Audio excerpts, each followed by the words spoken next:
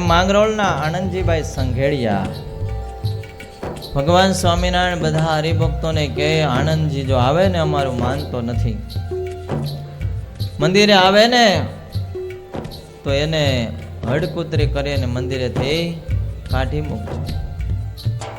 બધા હરિભક્તોને આદેશ કરેલો, હરિભક્તો હડકુતરી કરીને કાઢે. કેમ તો કે અહીંયા તમારે નહીં, ભગવાને ના પાડી.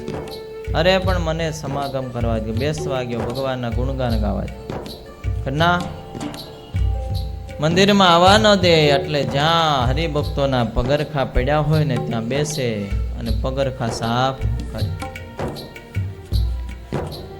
આવી રીતે 1 દિવસ 2 દિવસ 3 દિવસ વીતી ગયા.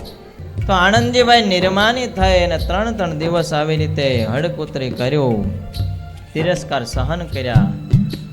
પછી મહારાજે અપનાવ્યા કે હવે આવવા દેજો, હવે વાંધો નહીં. પણ મહારાજ આ હું લીલા છે અમને કાંઈ ખબર નથી પડી. મહારાજ કે આ આનંદજીને 3 જન્મ કૂતરાના હતા, એવું એનું પ્રારબ્ધ હતું. એ તો ભગવાન જ જાણે. અમે આ 3 દિવસમાં ટળાવી દીધું. એ કોણ કરે? ભગવાન કરે. પણ ખપ કેવો, નહીતર એટલો સહન ન થાય તિરસ્કાર.